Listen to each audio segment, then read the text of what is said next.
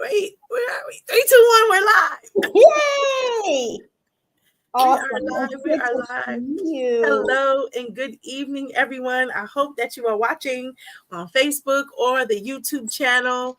I am the founder, host, and poet of the Black Business Networking social events. If you see a big smile on my face, it's because I am so excited to talk to my sister, my friend, and a vendor. She is a new vendor with us that's going to be coming. Her name is Jennifer Roberts, and we're going to be chatting it up tonight. We're going to be talking about all that she is doing in the community.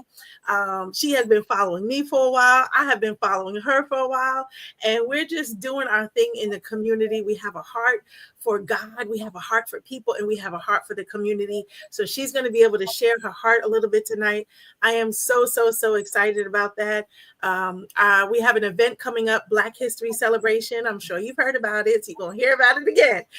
Black History Celebration. Then and now, I want to celebrate those that have made history before us and those who are currently making history. Like I'm making history in my family. I'm breaking some generational curses, and I'm doing the work, the soul healing, and all of the things that I need to do to raise fully functional, adult children as they are now. But doing the work that is necessary so that we can creating a lasting change for those that are coming behind us. And I'm excited, and I know that's what you're doing. So we're gonna jump into that in a minute. So guys, February 22nd, 4 p.m. at Epic Food Hall in Woodbridge. You got to come. Listen, I have artists coming from Maryland. I have artists coming from DC. I have attendees coming from Frederick, Maryland, all the way to Culpeper, Virginia. Wherever you are in the DC, Maryland, Virginia area, you need to be here for the Black History Celebration. And hey, if you know a group or an organization that is doing things within our community, definitely share this with them, reach out to them, let them know about the BBNSC and what we're doing there. You can find out all details about all things BBNSC, the artists and the vendors at our website, bbnse.org. Real simple, bbnse.org. And I'm going to put it here in the comments as well. So we are going to get started and we're going to jump into it. And I want to introduce you to Jennifer Roberts. She is a wife. She is a mom. She is a pillar in the community. She is a resourceful woman and a connector. I think that's one of the reasons why we get along so well. We could just chat it up about anything. There's so many things that her and I are like kindred spirits. We're so much alike. And so I just want to introduce her to you, and we want to hear all about her and the Sawubona School of Excellence. I need help with the presentation, with the pronunciation. You're fine. You said it right. You said it right. I did. Yeah. Yes, you did. Oh my gosh. Well, thank you so much, Dawn, for having me. I like you said, we have followed each other for several years. And I just remember the first time that I came to the BBNSE, and it was such an amazing event. I wanted to meet you. I'm like, who is this woman who, like you said, who loves God and loves God's people? And I kept seeing you advertise it on social media, and I'm like, I'm just gonna go. And I had such a fantastic experience when I was there that then I came again. And I met so many just wonderful people who, again, are just like-minded, who are supporting one another in the community. And so it's a pleasure. It is a pleasure and a privilege to partner with you in this way. I'm so excited to be a vendor this year at the BBNSC. And yeah, so Sawubona, the word is a Zulu word, and it means I see you. And I learned about the word several years ago. Along with my mother-in-law, we co-sponsored a global studies program at my children who were in elementary school at the time. And one of the songs that we taught them, it was about different greetings from around the world. And Sawubona was one of the greetings in the song. And, we sang the song. It was beautiful. They performed it in a talent show. It was great. I didn't think anything else of it until years later, when God gave me the vision to begin this school. And I was asking God, I said, God, what is the name? What does the name need to be? And that he brought back. to my Wow. memory. And that is the essence of what we are doing. It is grounded in seeing children and not just Mm. seeing them with our eyes, but Mhm. seeing them, valuing them, loving on them, validating them, and helping them to become the people that God has created them to be. So I got to get paper. Listen, I'm a writer. I'm a poet, so I'm always writing, making up words and all of the things. But it's like I feel like I got to take notes. So we about to be schooled right now, y'all. We about to be schooled. So get some notes, and go I'm gonna right write ahead. that down because when you said that, I'm telling you, like I felt it. And Mm, it means something so significant to me and people that I'm talking to because it's like they feel unseen, right, they right, feel unheard. And right. I love, and we need that as adults, right? But I love that you're doing this from like the babies on up, because if they can feel seen and heard at a young age and they're growing into that in adolescence, what amazing adults that they're going to be. Right. It's so true. And I think that oftentimes when we think about education, what people think about is the content of what is happening in a traditional schoolhouse, Hmm. not Hmm. the connections that need to be happening.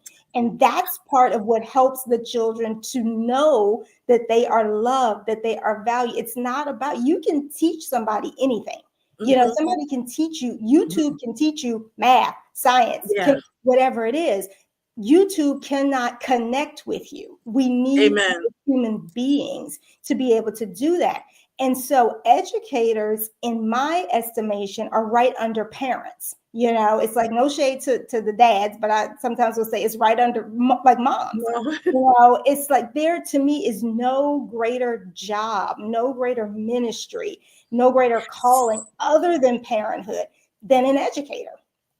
Educators have a tremendous amount of influence, a tremendous amount of power over children's lives because of the proximity that they have to Yeah. them and the Yeah. amount of time that they Yes. have to spend with them. And so educators can either use that power in a good way by helping them to become the people that God created them to be, by pouring into them, Hmm. or by stripping them of that and causing them Yes. to believe that they don't have anything to contribute, that they are not smart, and just not believing in them. And that those you know, either which way it goes, whether it's positive or whether it's negative, those things stay with children. How many times have you talked to somebody as an adult and they Listen. remember their teachers? They can, Listen. right, they Can remember. I tell you? Can I give an example? Like Yes, I'll raise please. my hand and answer the question.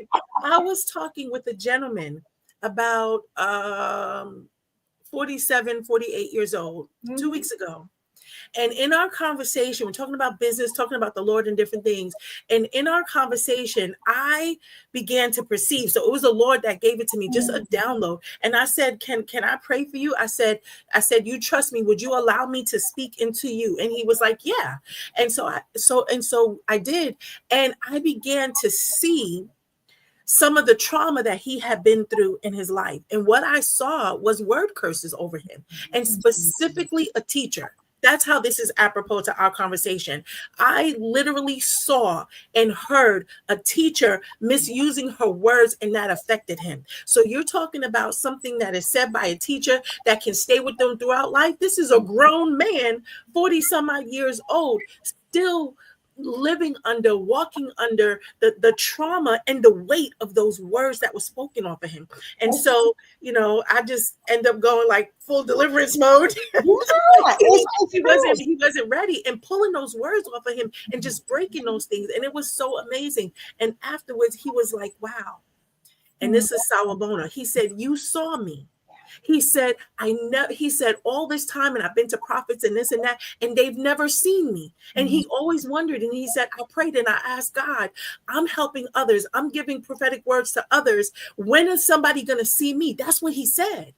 And he was like, wow, I can't believe God showed you me.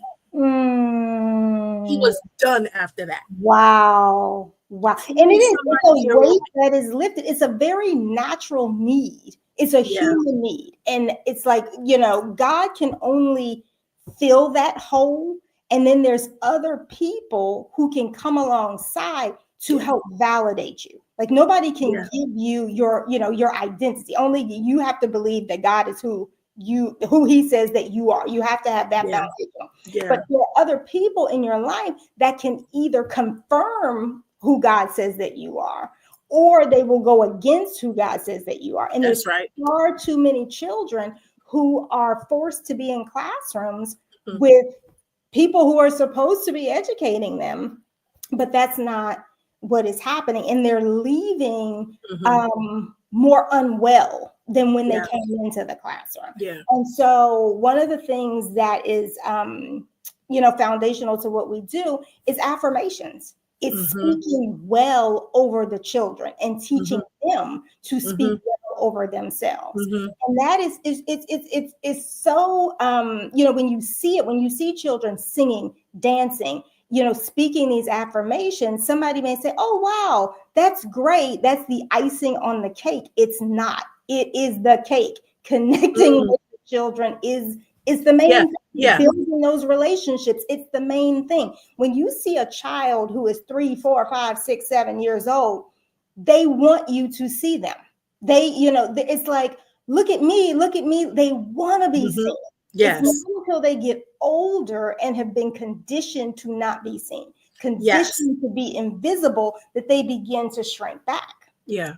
And I want to say to your point, like sometimes if kids are not receiving the attention they need at home Mhm. and or at school, they begin to act out in a negative way because really they're looking for the attention. So it's like, if I can't get it by sitting in my seat or raising my hand or getting good grades, then I'm gonna act out. And Right. typically what happens is the parent or the teacher is going to respond to that negative behavior. Oftentimes they respond in a negative way, which further enforces the negative behavior. And so I feel like we have to be more perceptive and insightful, and really look at what is going on with this child so that you can respond accordingly. You can't respond the same way for every child, because even as a parent, and I have 5 children, I can't treat each one or even discipline each one the same way. And so that's a lot for a teacher and a lot of responsibility. But I feel like if you really love your job, if you're really concerned about the real reason that you're there, you'll go the extra mile. And I can say that because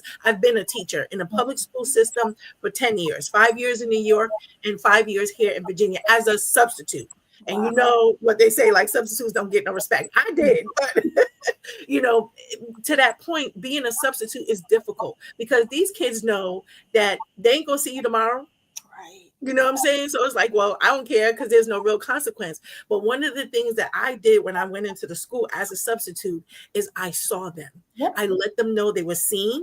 I let them know that they were heard. I let them know I was not the last substitute teacher, nor am I your teacher. We're going to start with a clean slate.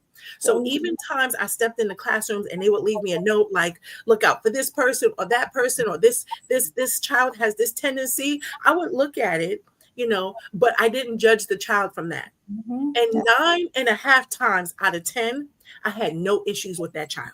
I Right. gave the child respect. The child gave me respect. I was able to command the room and make it a place that was inviting and was like, look, this is our assignment today. Y'all have work to do. I have work to do. This is the assignment that we're going to do. And when we're done with that, then we can do something fun. I had a captive audience. Like There you every go.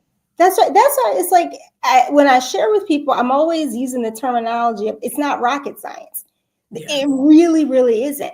And like you said, you created the condition where the children were able to say, oh, okay, Mhm. I can see that this person cares about me. I can see, even if you're only here for today, I'm going to invest in you today. And this is what we're doing. And and they understand that children are very they're fragile, but it's like they're also just very trusting.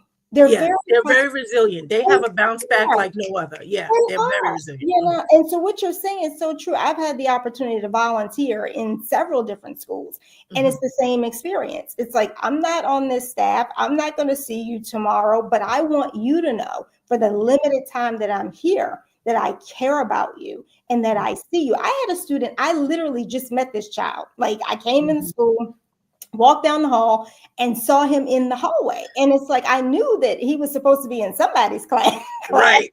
And like I'm like, hi, how are you? Like I spoke to him. He spoke Mhm. back to me. We had, a very brief conversation. And I asked him, I said, are you okay? That Mm. alone, like, how are you? Are you okay? I want to know because I'm like, you're out here in the hallway. Yeah. I know you're not supposed to be out here. And so he's just started telling me what was going on and how he got out in the hallway. And so, we chatted about chatted about that. Wow. I told him, I said, I'm so sorry, for what had happened to you. And so I said, but I gotta go now. And this child said to me, he was in middle school. He said, can I go with you? He just met me Oh, 2.5 minutes ago. minutes but ago. you created a safe space for him. And I Exactly. love that you act like, are you okay? Because a Mhm. typical, question would have been, where do you belong? Or where Right. are you supposed to be? Or Right. where are you going? Mhm. But asking that was showing him that you saw him and you cared enough to ask, not just to send him wherever it was that he was supposed to be. I can Exactly. understand why he wanted to go with you. Right. And so I'm like, children, I'm telling you, they are just the absolute best. I just, I enjoyed for the last, oh my gosh, over 20 years Wow. in so many different capacities, Mhm. working with children of all different ages and stages because they're precious and they They are. only get one childhood. It's like we got Yeah. one shot to get it right for them, and they Yeah. deserve the very best. Yeah. And I feel like that's such an honor and a privilege to be able to influence and make an impact on a child. And like you said earlier on in the conversation, that can go either way, positive or negative. So if you have the right heart, if you're there for the right reasons, then you will more likely do something that's positive. And even just being mindful of that. As I grew in my parenthood, it was like, you know what? I want to create memories for my children. I want to do things that's lasting, that they're going to remember, when I'm grandma, or when I'm gone. What are the things that they're going to remember, and being okay with asking questions, having courageous conversations, and saying, what is it that you feel I'm doing wrong or right or whatever? And I had that conversation with teacher years ago, and that was one of the things she was saying to me: have these conversations with your children when they're young. And I adopted that from her, and I began to have those conversations. And now that they're adults, I got to have those conversations again, because now that they're adults, they can look back and be like, I don't know if I like this or that, and how they feel about it. So even my youngest daughter, something that she didn't like, I don't even know what I said or I did, but it's like, well, let's talk about it. And she was like that would be good. I Mhm. don't know if she felt like there wasn't the door open for her to talk about or whatever the case may be, but I opened the door by saying, this is how I feel. Let's talk about it. She began to share how she feels. So now that's a courageous conversation that we're going to have. And I say courageous because you, as a parent, as a teacher, have to be okay with hearing something that you don't like, or hearing something that's hard, or hearing something that you've done wrong. And I think going back to the school and that capacity, even as a teacher, we still have to be willing to hear from the student, because we can learn from them just like they're learning from us. That's right. That's right. The teacher, the person, the adult in the room, I'll say, is not the only teacher in the classroom. Everybody that is in the Yeah. educational space is a teacher. And there has to be humility in education. And so, like you're saying with your daughter, asking the question, like, let's have a dialogue. Yeah. It's relationships should not be transactional. It's not, I did this and then you did this and then no, it's a relationship. It's like a dance that we're Yeah. constantly trying to get better at doing so that the relationship can be strong and so that it can be healthy. It should never be treated as though it's a transaction, and children will pick up on that, and then creating that space for them to share. Hmm. There should Yeah. always be opportunities. And like I said, it takes humility, whether you're parenting a child, whether you're educating a child in a formal setting, that Hmm. humility of saying, how do you feel? How Hmm. am I making you feel? Because sometimes it's the person that's in the room, like regardless of what they're teaching, it's Yeah. something about the person. And a child may not be able to articulate exactly what it is. They may not have the language for it, but they Hmm. absolutely know how you're making them feel. Yes, yes. So I have a question for you, but before I do that, for the people that are new that are coming in, I just want to kind of reset here and let you know that I am talking with Jennifer A. Roberts. She is the founder of the Sawubona School of Excellence, and it means I see you. And so we got into a dialogue talking a little bit about what it means to be seen and heard for us as adults and even as children, and how what happens as a child affects even to the adult. So my first question to you is, what age children do you serve? And then we just jumped like right in and got into the nitty gritty of this situation of this conversation. And so I want the people to know, the children's ages that you serve, and what is it that you're going to bring to the Black History celebration that they can expect or that they can take part of. Gotcha. So the vision, I'm going to start with the bigger vision. The bigger vision for Sawubona is an educational center, an actual physical space where children from ages 5 all the way up to 17 would be able to come and have educational experience, a variety of educational experiences. So whether it's schooling, whether it I would say non-traditional, where they can take classes.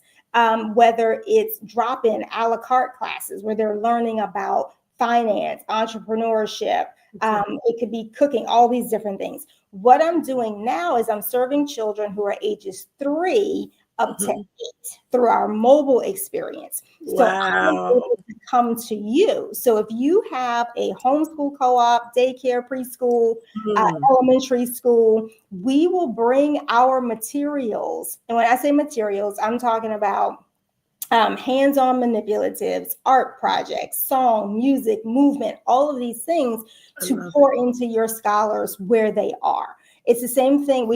Birthday parties, youth groups, if churches are looking for activities for their young people, summer is coming up. So summer camps, those are the types of things that we are able to do now. And you asked me another question. You said, oh, what am I bringing? Yeah.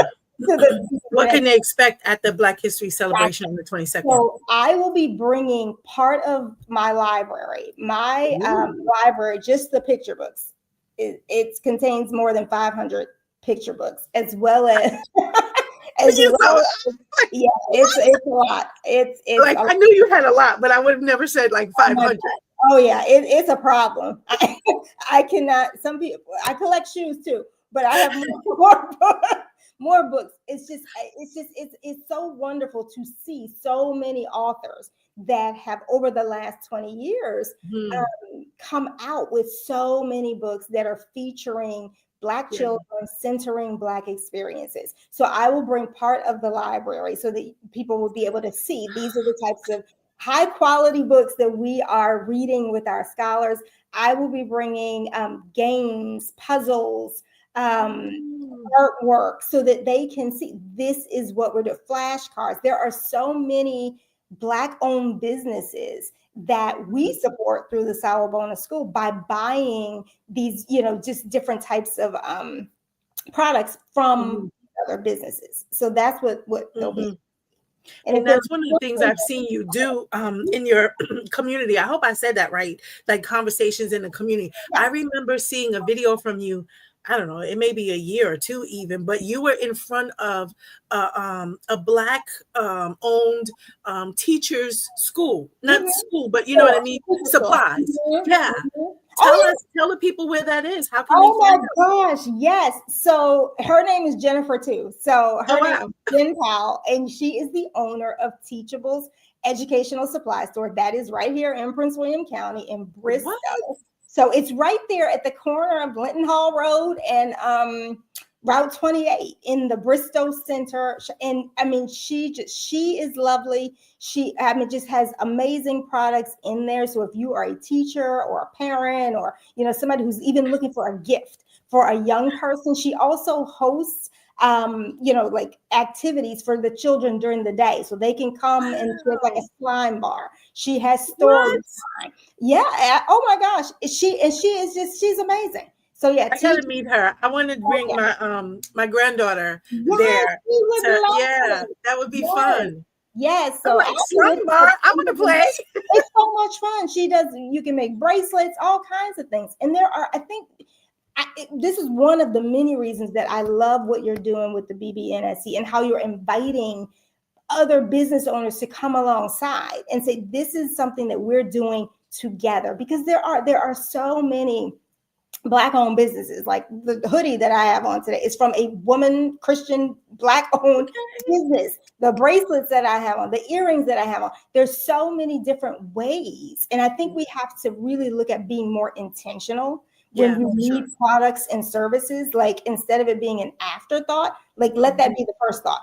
What Black-owned business provides this service? And if we don't know, reach out to somebody to ask. And that's, another reason why this is so important, so that we can meet other business owners in the local community who provide services and products that we need. Yeah. So reach out to Jennifer if you're looking for someone to buy whatever it is, whatever around you your need. house, yard, or whatever. Reach out to Jennifer. Reach out to myself. We know people. We have a network, and like you said, that is the purpose of the BBNC, to expand this network, because we're out here. And here's the thing. Just because we celebrate Black history, or we are promoting Black excellence, promoting Black businesses, it doesn't mean that we don't support any others. I'm saying this to other people, or people that are going to watch, on the replay, because sometimes, and our Caucasian brothers and sisters may not understand, some do.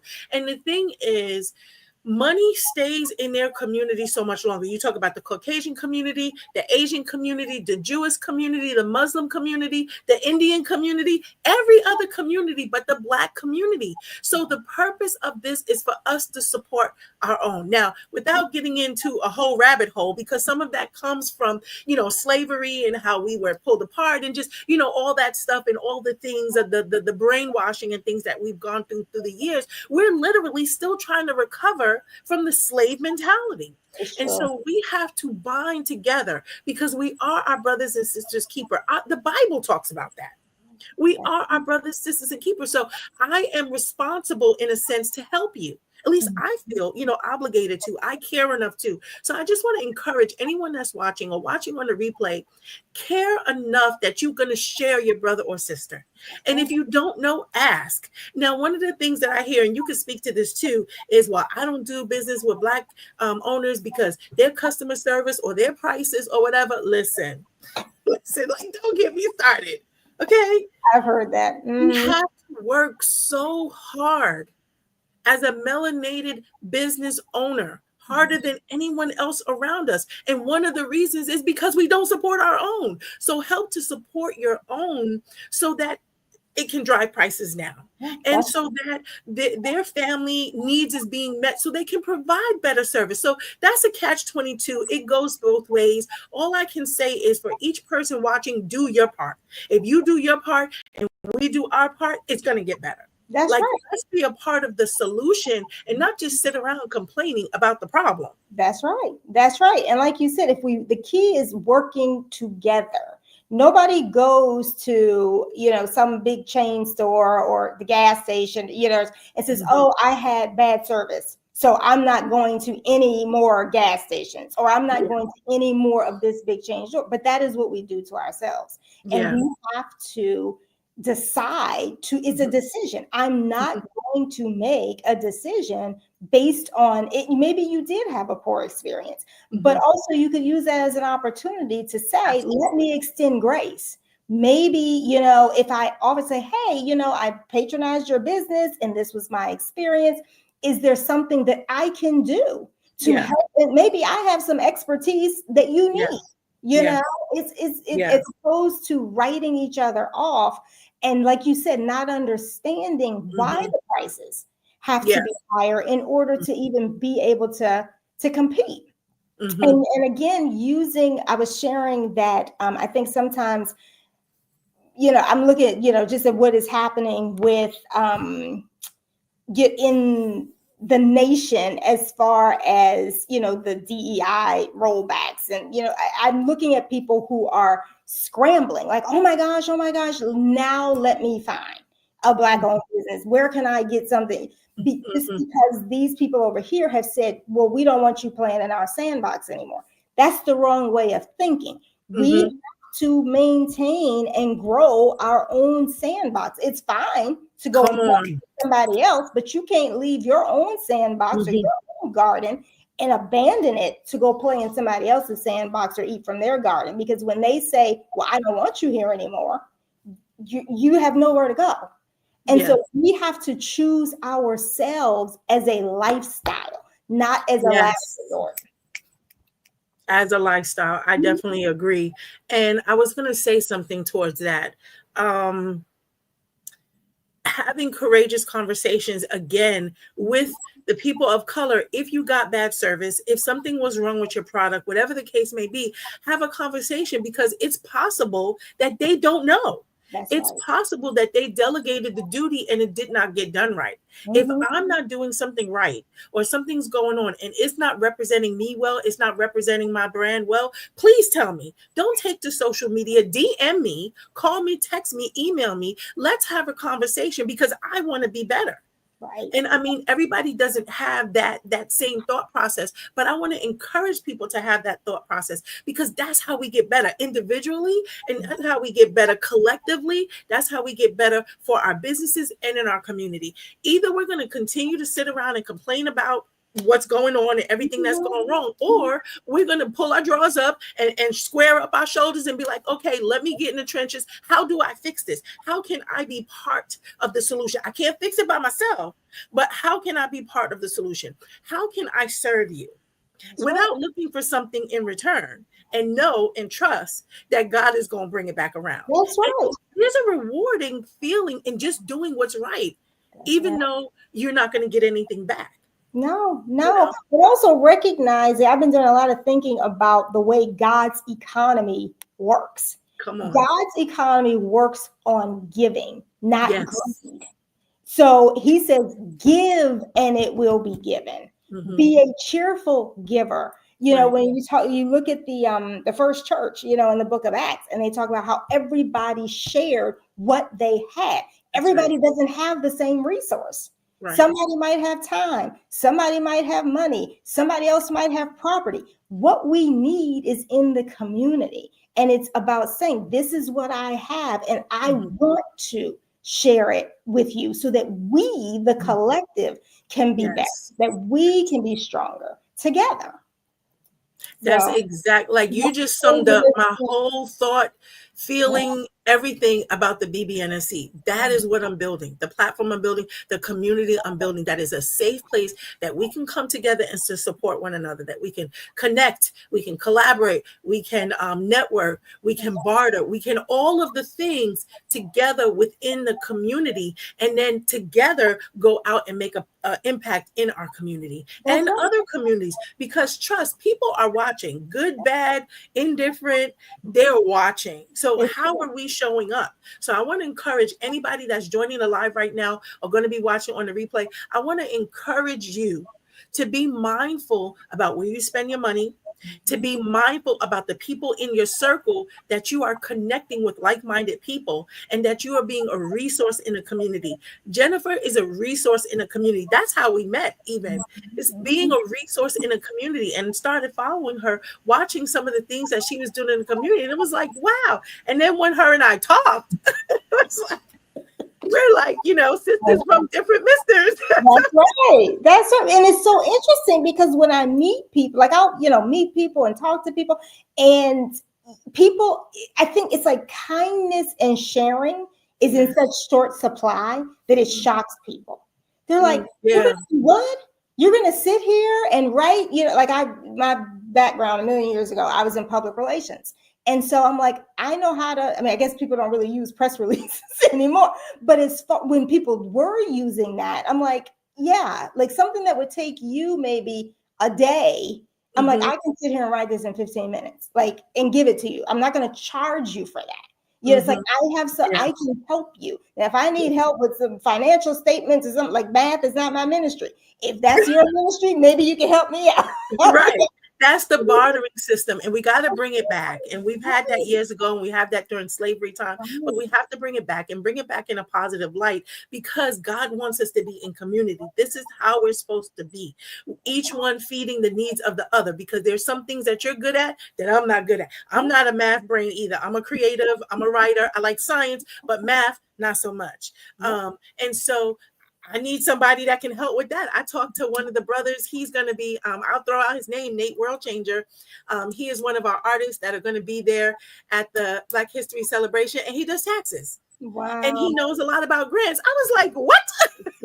So yes, we're going to use you in the community because people have these questions. So the BBNSC is a hub that business owners can come to, Black and brown business owners can come to get resources, to get community, to get connection, because these entrepreneur streets is rough. Right. It's lonely. You can do, because that's like, I met Miss Cayenne at the first one and I'm just like, and then I found out about like all the wonderful things that she was doing with her poetry, and then also pouring into girls through the workshops that she does.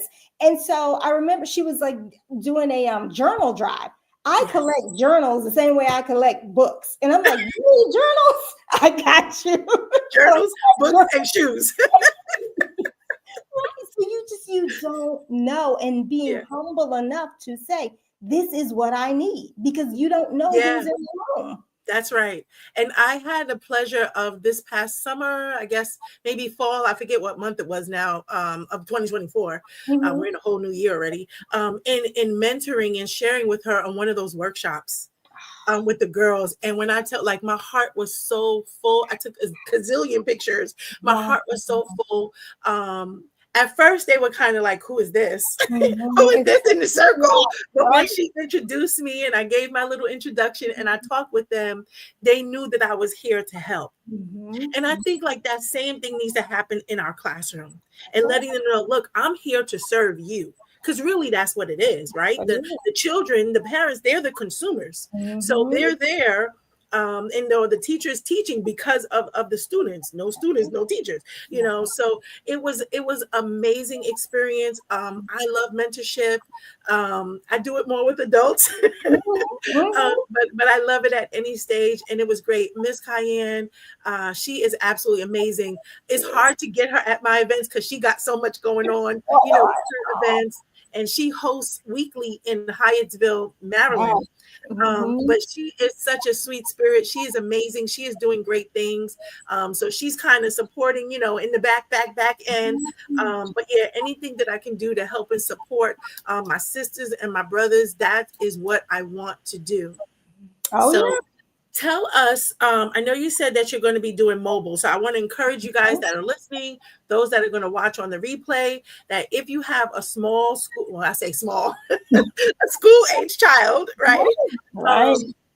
Think about talking with Jennifer and connecting with her, whether you have a preschool ministry, daycare, whatever it is, church, private school, or what have you, to have her to come out and to share. I got to see a clip the other day of what you were doing. But I'm like, I was like a kid in a candy store. I was so excited and so happy. And I'm looking at the books like, oh my God, like I want to touch every book. Like I know. And people are like, are you selling this? And I'm like, no, I'm not selling. You can't. They're trying to buy the stuff off the table.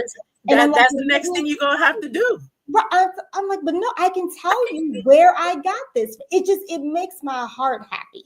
When we did an event, this is another Black-owned business, the Culture Cup in Gainesville, Virginia. Oh my gosh. Nikki, I can't wait to go. Yes, you have to let me know when you're coming. Okay.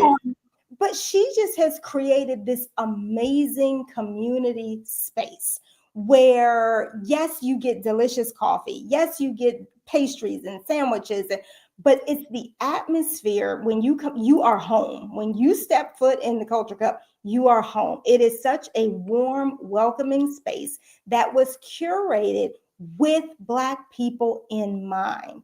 And you can just walk in and just like exhale. And so we do a monthly preschool story time.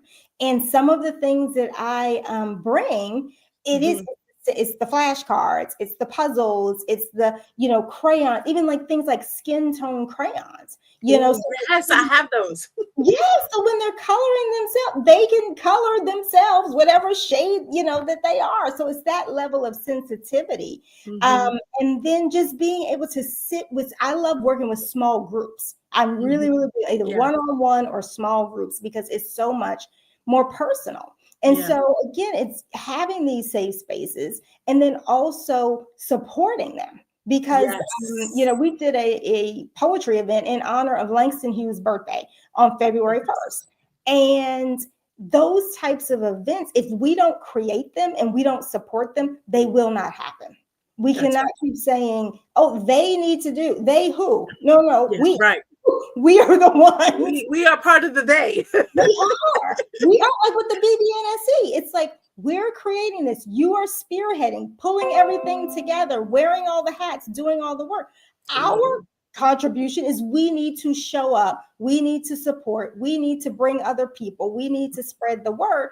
Because one of the things, because Kim Miller was at the event at the Culture Cup, and she was saying, she's like, people seem to think, oh, these events will just be there whenever I'm ready to go. And it's like, if we don't support them, they won't be there. They won't be there. They won't, so we Yeah, have she's got doing a lot of things in the community too, and we've been supporting each other back and forth. Also, I mean, when you get really busy, it's hard to be everywhere. But the BBNSC is going to be a hub, and I know that it's something God gave me. I pray that it'll be around for a long time. But like you said, that's only going to happen if people are in it. I'm grateful for people like you. Like you have been a supporter from the beginning. I am so grateful for that. There's not a lot of people like that. I have a few artists that have come along and support. And when they saw what I was doing and they saw the heart behind it and the purpose, they were like, I want to be a part of this. And people sometimes say nice things. Oh yeah, let me know if you need help and this and that. But he was like, no, sis, whatever you need. Like, no, I see what you're doing. Sawubona, I see you. Yes, I see you. And I want to help you. Like, I want to be a part of it. And I knew he was serious. I was like, oh wow.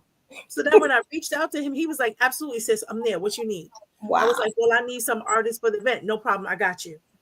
So I was like, wait, like, I'm scared. Like, am I really giving the baby over to him? Like, what? Really? Seriously? Like, you sure about this? Oh. So, I reached out to him and talked with him on the phone, and I literally, like, I was scared, and I was like, look, this is what God gave me. This is like a baby. Like, I have to protect it, and this and this and this and that. And he was like, no problem, I got you. Like, how you want it, I got you. And when I tell you, this brother came through. Now, here's the funniest thing. The funniest thing is he's not Black. Oh wow! But you can't tell him that. But she said you can't tell him that. No. He is my co-host. His name is Gary Henson. He goes by King Kali. Oh yeah, I saw. He is the blackest Asian brother I ever met. Wow! Oh my God! Heart of gold. Wow! Heart of gold. And every word he spoke, he has stood behind that. Wow. So he brought. He came to the May event last year. And that's when he said, I see what you're doing, sis, and I want to be a part of it. I want to help you. And I was like, okay. I kind of took it like, okay. I wasn't expecting, the real deal behind that. And he was really serious. Wow. And so we connected and it was like, okay, what do you need? And I was like, well, I need some artists for the all white party last year in August. Man, there's such an awesome God connection with these artists that he's brought. Like, it has changed my life. It has helped me on the road that God has me on. Wow. It was the support. It was the support and the guardrails that I didn't know that I needed. Wow. Yeah. Oh my God. These are the connections now that I've made with these artists. Like, we're really brother and sister. Amazing. And so one of the ladies, she was sitting there. I interviewed her last night. She was sitting there in a chair and it was really packed. We had to keep putting out more chairs and everything. Oh, wow. And I had to go get something in the area where she was sitting. And somehow when I saw her sitting there, I looked at her and I was like, yeah, we're going to be friends. I didn't say that to her. I said that to myself. But I was like, that's a weird thing to say. Like, you don't even know her. Wow. Come to find out, she was Rena's wife. The art and the artist's wife. Oh, I had wow. no idea. I had Wow. no idea. And when I tell you the three of us, it's like the Three Musketeers. Oh, that is beautiful. That is And we beautiful. have such a cohesive, just beautiful relationship only since Mm, August. But wow. you could never tell that. Like it Yeah, seems yeah. like it's been so long, and we can pour into each other and we draw Mhm. out each other's gifts. It is amazing. It is amazing. So I'm so grateful. And that started from sharing my vision. That's all I did, Mm, was share my vision. And people grabbed a hold to that. So mhm, I'm grateful. I want you to share your vision. Where is Sawubona going and how can mm. people help you to get there? Oh my gosh, that's such a great question. So, so yeah, really at this stage, what I really need is prayer. I Mm, really do. At some point, I will share the path, that God mhm. is taking me on. I'm still on it. Okay.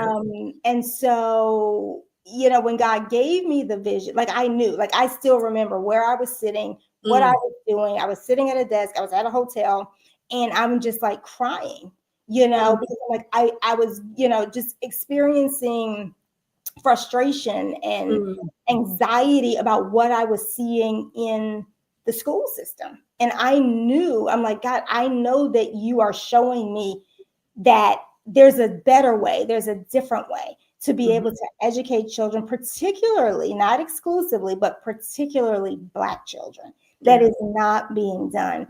And so, he gave me this vision, and I articulated, I want to build schools. So ultimately, I really do see this not just being in the United States, but that it would be international, because it's like children all over the world. Hmm. It's the same need.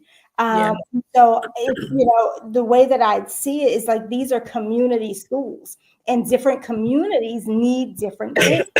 So what Hmm. would work in one area, the need may be different, but the mission and the vision of growing strong children Hmm. and Hmm. seeing them love it would be the same. So for now, it's really prayer. And if you have children who would benefit from small group instruction, who would benefit from having opportunities to work with someone who really does love them. I mean, it's like it sounds so simple, but it's like, Yeah.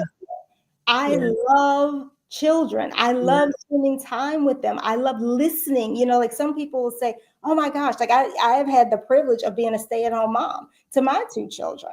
And it is a privilege.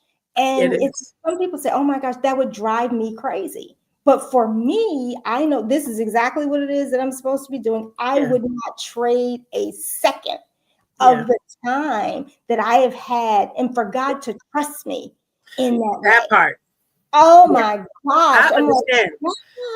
God, I was a what? stay-at-home mom for many years, and I homeschooled my children Yes. for a few of those years. At Mhm, one point, um, that was when I had the first three, two boys and a mhm, girl, and then I was pregnant with the fourth girl.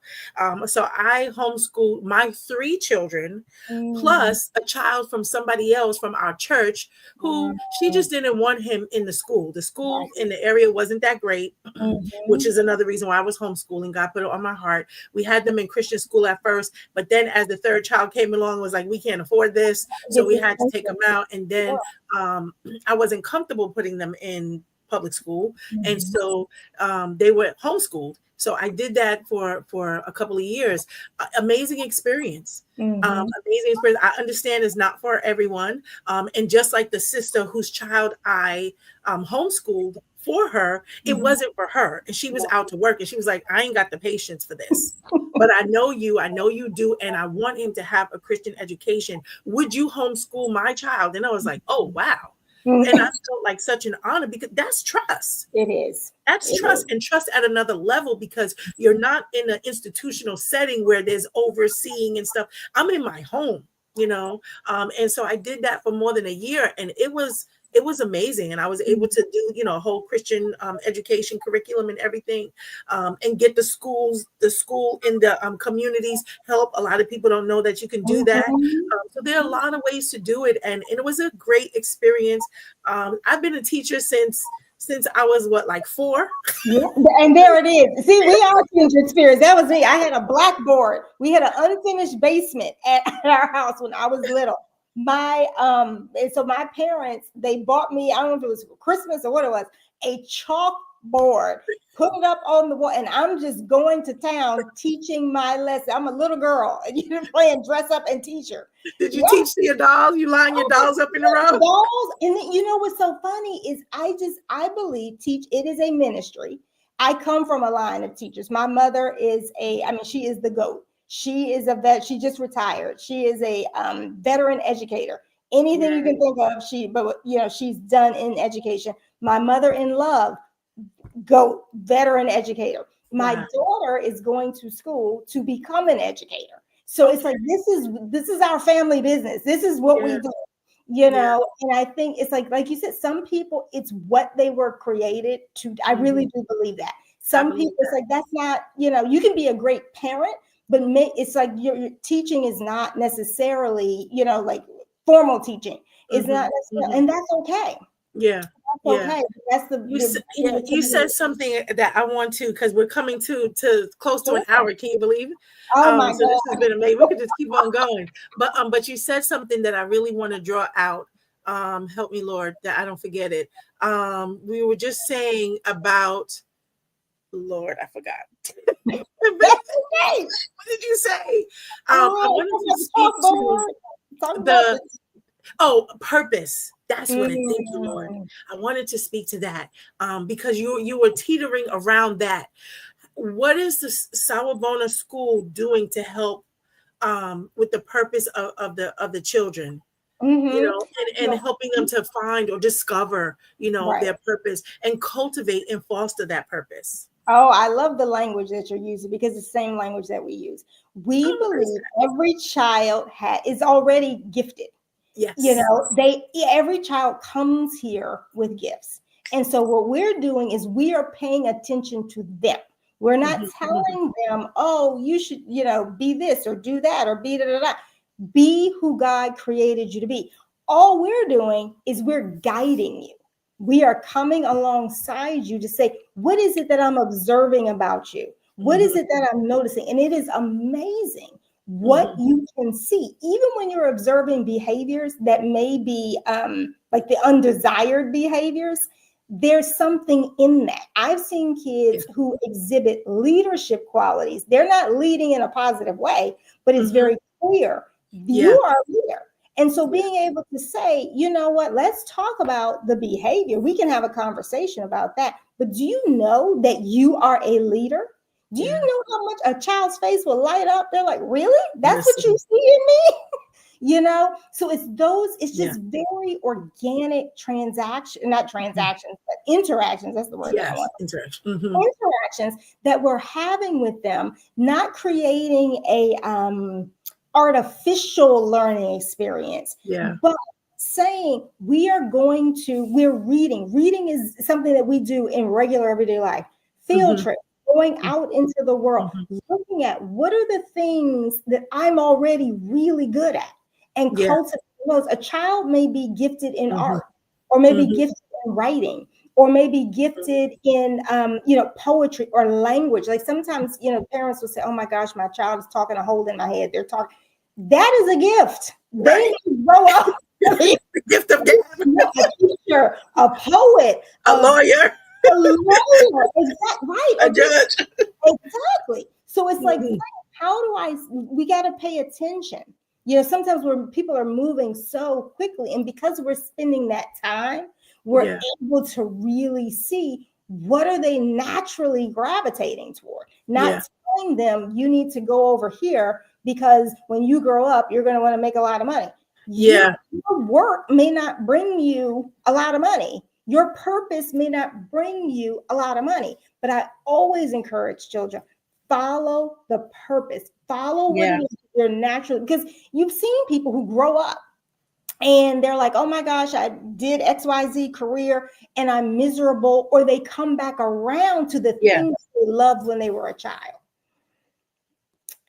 True. I met a woman last week And she's in the military, and she had a different career path, but she said, I'm going to school again because I've discovered my purpose. And she was like, I'm 37 years old or whatever, and she feels like she's starting over. She went to school for whatever she went to school for, as people wanted her to or whatever, but after some years she discovered her purpose. She loves cooking. Oh, wow. She loves cooking, and it related to her grandma, which is no more living, but she was like, my grandma taught me this, and my grandma this, and my grandma that, and just the recipes and things. And so she's just doing it from a whole nother realm, because that love and that passion for feeding the family, and for, it's not just cooking, right? It's connection.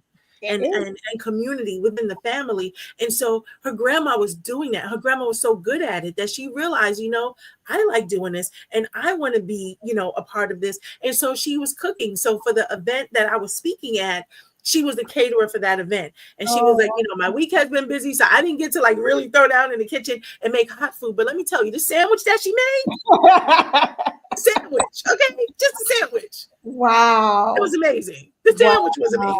Okay, so I was like, oh, I can't wait to taste her real food. But the purpose of what I was saying was that she discovered her purpose.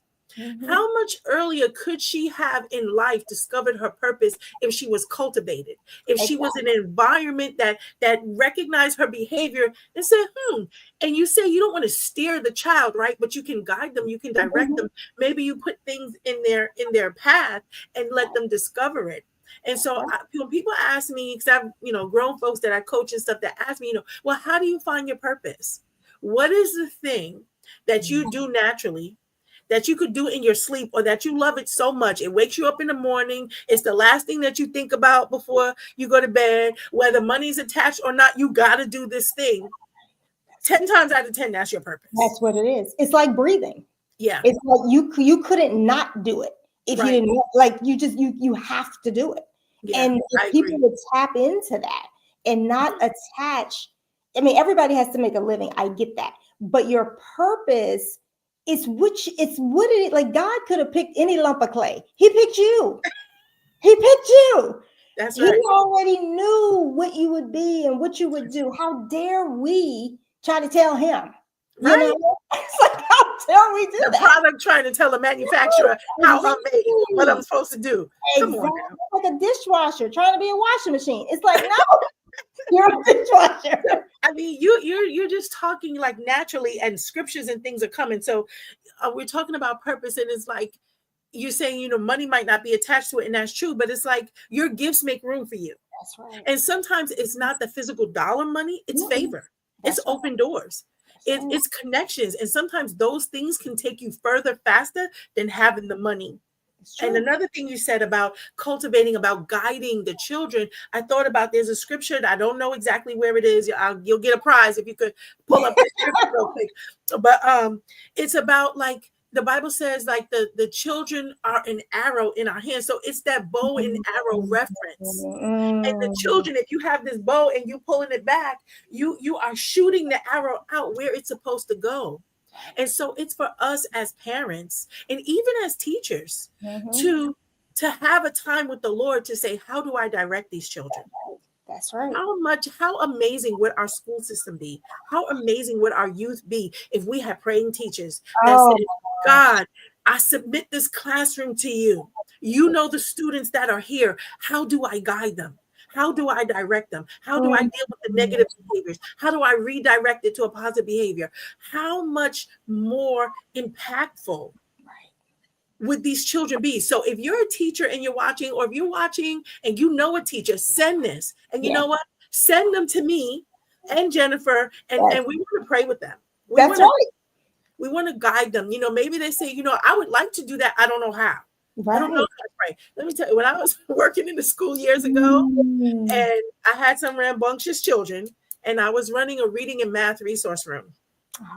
And so these children had some kind of learning disability, and it was one of those things that the teachers were just happy to drop them off. Yeah. A lot of times when you have some type of learning disability, you also have negative behaviors. Not always, but a lot of times. And so that's what was happening. So imagine a lot of negative behaviors in my classroom at one time. It was the Spirit of the Lord. It's the way this classroom transformed. I developed a system for the children to work by because they were doing like their lessons on the computer and stuff. And this was in 1999, so I'm really aging myself. And so the teachers were scared about Y2K, and there was a lot of older teachers, and so they weren't as familiar with all this, how things were getting more digitized and stuff like that. The way I transformed this classroom was absolutely amazing. The teachers were coming. I was teaching them how to do stuff. The principal was coming. The assistant principal was like, I was hired as a part-time teacher's assistant. Wow. I ended up taking over the other part-time position. So I was a full-time teacher's assistant. There was this big, hideous mural that was on the wall for God knows how long. And I had to talk with her. And I was like, I would love to really transform this classroom to be more of a learning environment. I said, I understand the mural, but it's old. It's been up there for a long time. And it has nothing to do with learning. It had nothing to do with reading or math. God gave me an idea. There's good ideas and then there's God ideas. He gave me ideas. Wow. He showed me how to help the children relate reading and math to their career choices. So and take pictures, like clip art was really big back then, and show them like these are the different careers that are where reading is important, where math is important. Like you can't be an architect, without math and these different things. And so they were then able to correlate why they needed to learn reading and math. It had value. It's connected, yes. And the principal, the teachers, they were like amazing. When I wish I had like the scores to show, but those kids were from low to up high. Yeah, they weren't behavioral problems anymore. They were getting along better. They weren't calling out and getting out of their seat. Like when I tell you it was a God thing, like he told me to get those red cups. Like if you have a party or something, you have the red cups. So if they had a question, instead of keep miss and all this and raising their hand, and so that everyone could work quietly, they would take the cup and put it on top of the desktop. Then I would know to come over to them. But here's the caveat for all you teachers out there. Go in the room ahead of time and pray. Spend some time in praise. Spend some time in worship. Put some anointing oil on your hands and go lay hands on every chair. And I did that. Wow. And I did that. So the Lord was working. I know. Everybody, Psalm 127 and 4. Woo-hoo. Wow. So you can read that. And it talks about how, what our children are. And that commissions us as parents to connect with the Father because he created them. He just loaned them through us. He just allowed them to come through us. But he is guiding them. So we have to give them back to him and say, God, how do I steward this child? How do I help this child? How do I guide this child? And that's what the bow and arrow scripture is. So that's Psalm 127 and 4 for each one of us. Oh, wow. Yeah. That is beautiful. Yeah. And he wants us to come. He wants us to come to him because he's not holding back. So if we ask, if we have need for a thing, no matter what it is, if we ask, he is going to tell us. He is going to put us on the path and to guide us and direct us. The thing that hinders people is pride. It's like, oh no, I got this. Oh no, I know. Or my teaching, or my years of training, or my PhD, and all these things. We have to be humble. That's right. Humble, because you could have all those things and still not have the answer. But guess who knows all the answers to all the questions? Okay. So we need to partner with him and find out the answer from him. And that would just be so much more helpful. We have to make impact. We have to. Our world is in a crazy place, and we have to make impact in our community and our children. It starts with our children. So I love the work that you're doing. And maybe this is looking, because I've said a few things. So maybe this is looking like, look, we're going to do some teacher workshops or something. Let's have the prayer meeting, the whatever, and give some insight on how to do this, because it can be done. You just have to have a desire and then be connected to the right people. Jennifer Roberts is one of the right people, and I'm the other one. That's right. So we just invite you to the BBNSE. Go to our website. It is pretty robust. There's so much information there, and I'm still going to be adding more information. I want to highlight Jennifer there because I want you to be able to go and find her on that page and get all the resources that you need from her. Invite her out to your home, your school, your daycare, your church, whatever. I'm going to go. I'm going to invite you with my granddaughters. Yes. I think the place to take them is like Barnes and Noble.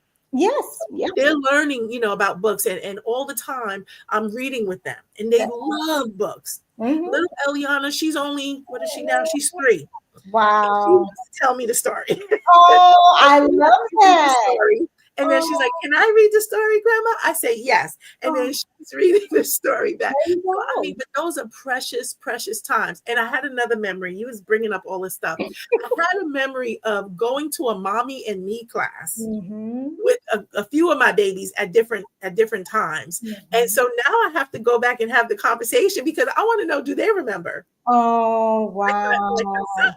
son, my first son, and then probably my first daughter. That would be Mariah. And I'm wondering if they Mhm. remember. They If they may very remember about well that. remember. I'm telling you, might be surprised. They Yeah. probably do.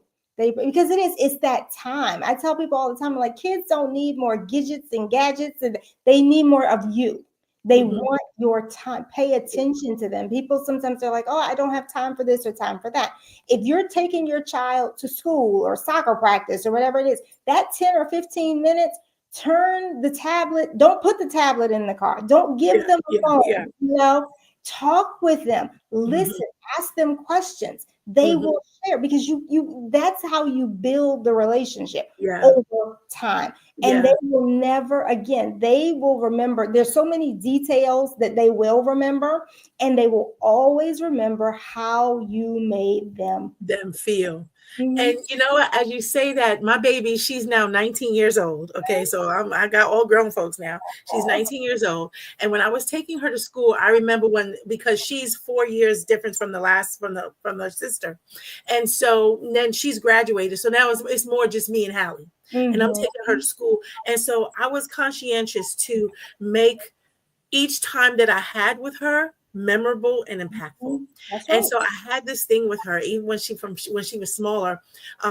Once her bigger sister or bigger brother left the car, I let her sit in the front seat. Obviously, she's of age, right? Mhm. And as she's sitting there, I would always grab her hand and we would hold hands, and I would always kiss her hand. And it became Oh. so endearing. It just became this thing. And there were Mhm. times that she gave me her hand, like, "Kiss it, mommy." Oh my gosh. So in her junior year, well, because of the whole pandemic thing, she was home sophomore and junior year.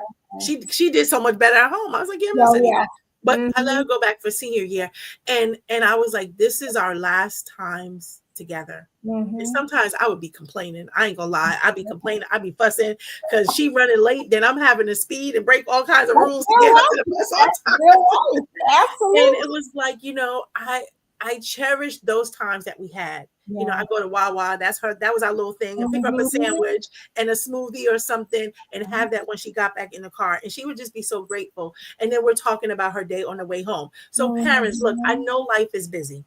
And look, even the more when you're a teacher in school with kids all day, and then you got to come home to more kids. I've been there, I get it. Be intentional about the time that you spend with your children, because guess what, when it's gone you can't get it It's back. gone. You You cannot get cannot get it back. stay and and present.